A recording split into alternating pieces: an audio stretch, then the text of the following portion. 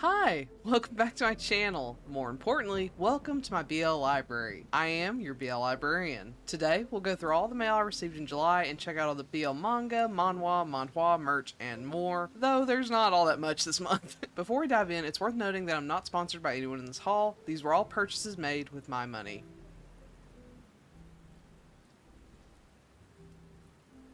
First up in the manga section is Birds of Shangri-La, Volume 3. This series has some of the most beautiful and sensual manga covers I've ever seen. While the front cover on this one is a bit lackluster, the back cover is something else. Just what I expect from a SuBLime title. I've read and or started a couple of series from this creator and they've all been enjoyable. I've yet to start this one, but I have no doubt it'll be good. I really need to sit down and reorganize my need to review list because I really need to put out some for this creator. Next up is The Vampire and His Pleasant Companions, Volume 5. No surprise, this is another series I haven't started yet. My partner frequently refers to me as a BL goblin because I just hoard BL and all related goodies. Doing these haul videos, I can't really deny that anymore, so I guess I'm a goblin, and I'm proud. But enough about goblins. This is a title about vampires, and I have a soft spot for those supernatural creatures. I've heard great things about it, so I look forward to starting it. It has a classic look that makes me nervous, but I've been pleasantly surprised before, so I'll give it a shot. Next up is Happy Crappy Life, Volume 3. I've been waiting for this title for a long time. For whatever reason, these volumes are constantly being pushed back, though it might be Barnes & Noble specifically that's the issue since that's where I pre-ordered these. Regardless, I'm always happy to pick up a Kuma title because these prints are of amazing quality. From what I've heard on social media, they print these similarly to how they're printed in Japan, which is why they are so compact and often come with a dust jacket, which is everything. Even if this particular title doesn't seem like your cup of tea, I encourage you to check out Kuma's catalog because their books are super nice. Next up is The Titan's Bride, Volume 4. I've been reading this digitally for a while now on Cool Mike, but the physical editions are well worth the purchase since they are uncensored.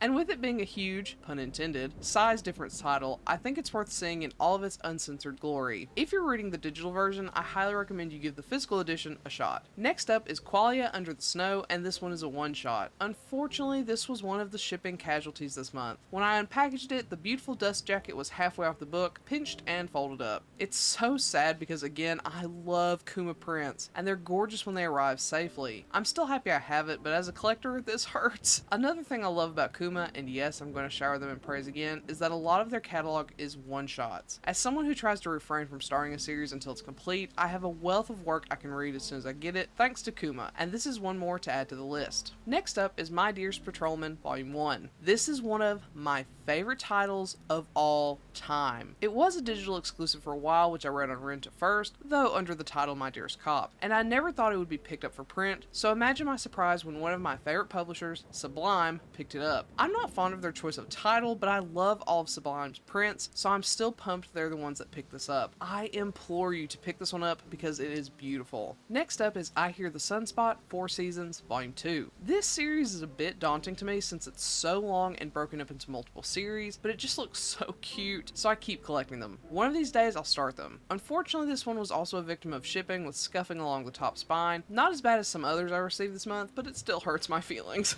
Next up is Engage Volume 2. We're back with another entry in what I'm calling the Yu Minazuki universe. I haven't started this particular series yet, but judging by the covers, I'm very excited to read them. I need to finish Love Nest second first though, and then I'll be on these. Something odd about this particular volume that I received, it's shrink wrapped, but it actually has what appears to be grass or something in it. I guess my copy got dropped somewhere before being wrapped, I don't know. It doesn't hurt anything, so I'm not bothered by it, I just think it's funny. Next up is Tarana-kun and Kumazaki-kun, and this is a one-shot. We've got another Kuma print, and this one was long overdue. For whatever reason, this one just kept getting pushed back, at least on Amazon, so when I finally got it in the mail, I was so excited. It looks super cute, and I've heard such good things about this. Again, a Kuma title has been damaged in the mail this month. The upper corner is messed up, which is so unfortunate, especially for a book I've been looking forward to for so long. It's not as bad as another title on this list, but it still makes me sad. Next up is My Noisy Roommate, The Roof Over My Head Comes with Monsters and a Hottie, Volume 1. This one really interested me because the cover gives me total light novel vibes, but it isn't. It's a manga. I know that's a weird reason to be interested in a manga, but I'm hoping the light novel-esque art style style will come out well in a more long-term manga format. I'm not sure that's going to be my thing, but I'm excited about trying something new all the same. Next up is Mask Danchi, This Shouldn't Lead to Love, Volume 1. I'm loving that Animate is printing some of their digital licenses. Fingers crossed that we get Kabukicho Bad Trip printed someday. Admittedly, it wouldn't have mattered what title they put out this time, as I would have bought it just to encourage them to print other titles. Thankfully, this is one I really enjoy. It's really fun, and I adore the main character of this one. I'm all caught up on the digital version, and I hope we get the rest of them printed so I can add them to my collection. That quote on the back, though, is wild. Oh my goodness! Next up is Gravitation Collector's Edition Volume 1. I was very excited when this series was announced. I've never read this or watched the anime, so this is my first entry into the series. Admittedly, I will probably not enjoy the art because I never liked that classic 90s yaoi style, but I'm still looking forward to reading some BL history. I feel so old calling it history. I was born in 1994 and this was released in 1995. I'm pretty much the same age as the series. Alright, that's enough of that, let's move on. Next up is Hitori Hime My Hero Box Set Number 1. I was very excited when these box sets were announced. I was always intimidated by the length of this series, and I wasn't sure I'd ever be able to reasonably collect it, but here we are. Plus it comes with an extra, and as a BL Goblin, how could I say no to an extra? Granted, I'm a bit disappointed in the design of the extra. Sadly, it's just a plain white booklet shoved in at the end of the box, but I love the box design itself. It's interesting how different the style looks across each panel, and I'm interested to see how the style develops through the series. I'm excited, to say the least.